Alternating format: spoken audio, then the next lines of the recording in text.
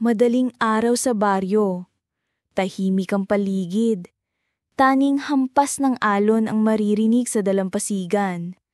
Habang naglalakad ang isang mangingisda na si Julio, bigla siyang nakarinig ng tinig ng isang bata. "Tulong! Tulungan mo ko!" Napatigil si Julio.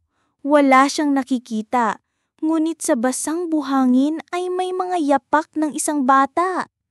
Sinundan niya ito, ngunit papunta lamang ang mga bakas ng paa sa dagat. At sa mismong pampang, bigla itong nawala. Napansin niya ang isang lumang laruan, isang baon na ginawang munting bangka. Nang hawakan niya ito, lumakas ang hangin at bumigat ang paligid. Biglang tumigil ang lahat ng tunog. Wala ng alon, wala ng ibon, wala ng hangin. Paglingon niya sa dagat, may nakita siyang batang babae. Maputla, basa ang buhok, walang mga mata.